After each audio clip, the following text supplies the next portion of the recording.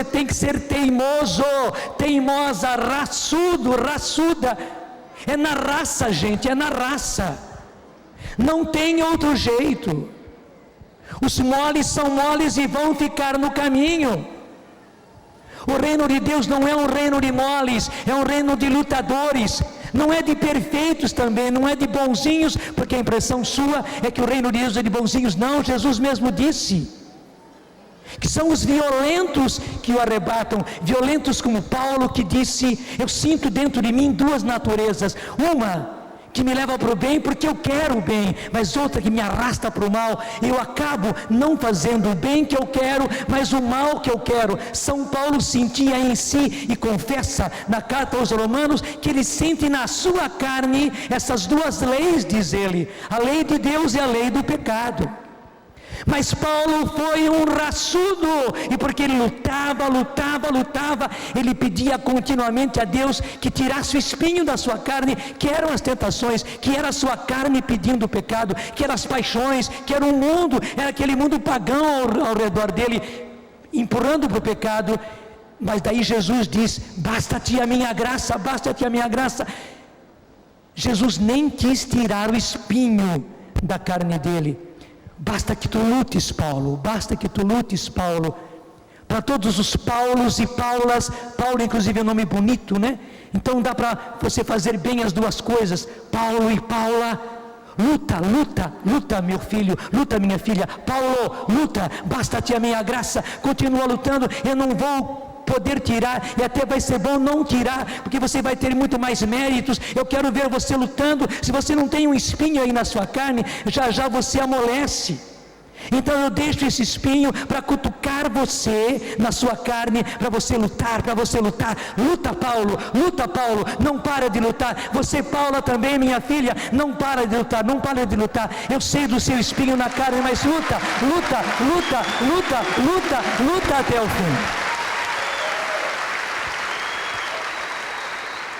E se você, quando eu vier de Jesus, já tiver morrido, até mesmo tiver morrido na luta, até mesmo tiver morrido por martírio, os 1000 martírios que a vida oferece, e o grande martírio que haverá quando o anticristo chegar, se você tiver morrido, não faz mal, porque quando eu chegar, os primeiros a serem ressuscitados serão os que morreram em mim, comigo lutando ao meu lado. Já imaginou que espetáculo? Jesus vindo, os que morreram em Cristo ressuscitando na terra inteira. E aí está o sentido que Ele é o Rei do universo. Onde houver gente, lá estará alguém ressuscitando. Também aqueles que morreram no ar. Você sabe que houve astronautas que morreram no ar. Onde estão os elementos deles? Estão por aí, estão no ar, estão no universo. Se eles morreram em Cristo, eles ressuscitarão. Nem estarão aqui embaixo, estarão nos ares. E ressuscitarão. E os que estiverem vivos? E aí São Paulo explica direitinho. Nós, até ele coloca nós. Porque ele esperava. Porque é isso que Deus quer. Que todos nós esperemos ser daquela geração que vai receber Jesus em glória. É por isso que Paulo era raçudo. Porque ele esperava que Jesus viesse na sua geração, e ele pregava assim. Gente, a primeira carta que São Paulo escreveu foi para os Tessalonicenses, e é o primeiro escrito do Novo Testamento, primeiro, lá no ano 54. Isso hoje é uma coisa que todos os biblistas sabem, católicos e evangélicos, todos eles são concordes. O primeiro escrito não foi um evangelho, foi a primeira carta aos Tessalonicenses. E interessante, a primeira carta aos Tessalonicenses e a segunda também, são as que falam de cheio da segunda vinda de Jesus. E é na primeira carta aos Tessalonicenses, primeiro escrito no Novo Testamento, onde Paulo está falando isso. Portanto, quando ele fez a primeira evangelização, porque ele ficou só 3 semanas em Tessalônica. Gente, não foram 3 anos. Não foram 3 anos. Porque 3 anos já seria pouco. Paulo ficou 3 semanas em Tessalônica.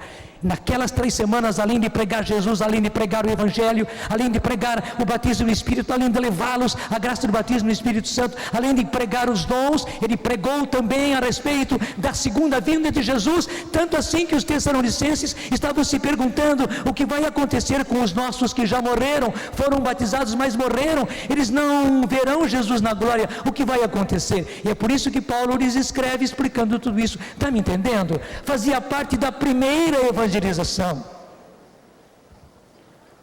E é por isso que hoje o próprio Senhor está fazendo voltar tudo isso. Quando o Espírito Santo foi derramado na igreja, a partir de 1967, o Senhor está trazendo de volta para nós, cristãos que queremos ser católicos e não de meia tigela. Ele está ensinando para nós ainda as primeiras coisas que Paulo ensinou às primeiras comunidades, que inclui também a vinda de Jesus no seu reino e a ressurreição dos que estão mortos. E agora que beleza, os que estiverem vivos, disse São Paulo, nós que estivermos vivos na vinda do Senhor, seremos transformados, num abrir e fechar de olhos, não morreremos, explica São Paulo, e não precisaremos morrer, vivos mesmo como você está aí. Dá uma olhadinha, você está vivo? Tá, não está? Graças a Deus. Olha a sua pulsação, respira fundo para ver se você está vivo mesmo. Tá, graças a Deus. Vivinho deste jeito, na hora que Jesus vier, aí que está, o grande espanto vai ser seu. O grande espanto vai ser seu. Quando você vir, você não terá mais simplesmente esse corpo, é este corpo ali, mas esse corpo transformado, igualzinho o corpo ressuscitado de Jesus, igualzinho o corpo ressuscitado daqueles que ressuscitaram dos sepulcros. E você vai olhar à sua direita, à sua esquerda, as pessoas que estiverem com você na sua casa, no ônibus, se você estiver no ônibus, porque a gente não sabe quando Jesus virá. Você pode estar no ônibus, no trem, na rua, na sua casa, no tanque, na máquina, numa casa de prostituição, fumando um baseado, injetando na veia, cometendo pecado, vivendo relação sexual ilícita naquele momento. Tudo isso pode acontecer, enchendo a cara. Você pode estar bêbado, você pode estar drogado, você pode estar numa situação de prostituição, você pode estar perpetrando uma corrupção naquele momento, você pode estar vivendo em Cristo, lutando naquele momento contra o pecado. E aí que está, se você estava vivendo em Cristo,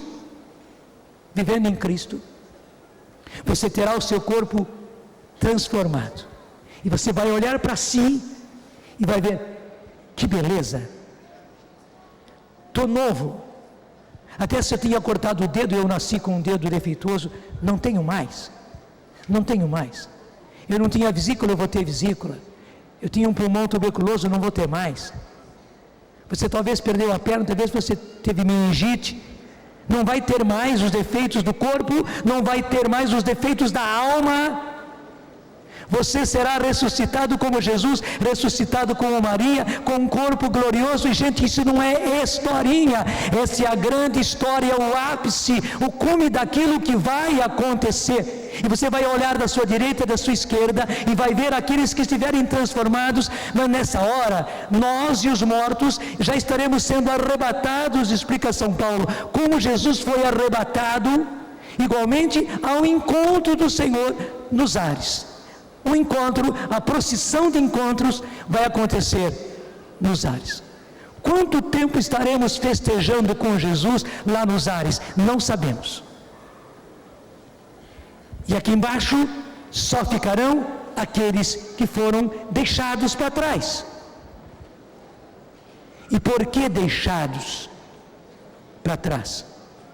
Porque não estavam preparados como aquelas 5 virgens que não tenham azeite, porque não estavam lutando, porque não estavam vivendo em Cristo, porque haviam se entregado ao mal, haviam se entregado ao pecado, ou simplesmente haviam cruzado os braços dizendo, bom, vou viver a minha vidinha.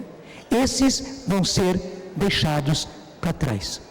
Você imaginou o seu desespero se você vir que pessoas da sua casa foram arrebatados? Você não vai vê-los mais. não morreram, foram arrebatados.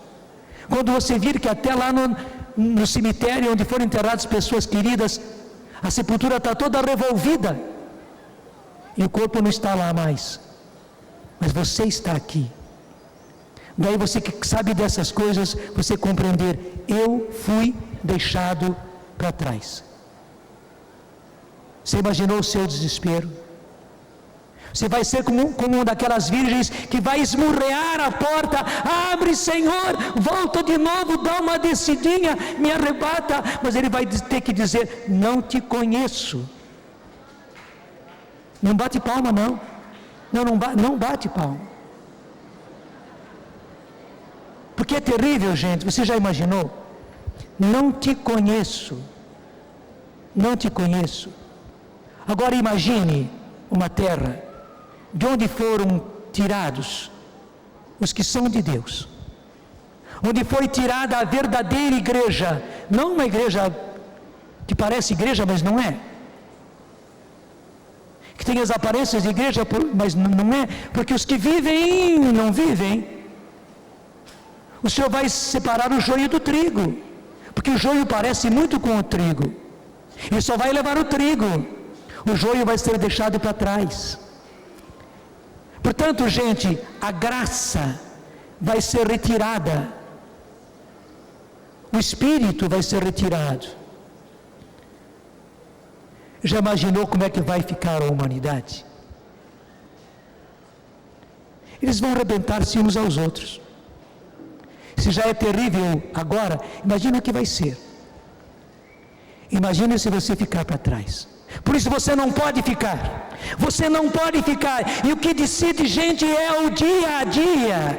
É hoje, mas amanhã é amanhã. Se você viver depois de amanhã, veja, na verdade, até uma desvantagem viver na semana que vem. Porque se você fosse hoje preparado, você estava garantido. Mas se você tem uma semana inteira, você tem que garantir amanhã e depois e depois e depois. Se você tem um mês ainda pela frente, você tem que garantir os 30 ou 31 dias do mês. Se você tiver mais um ano, 2 anos, você tem que garantir um ano inteirinho, dia por dia.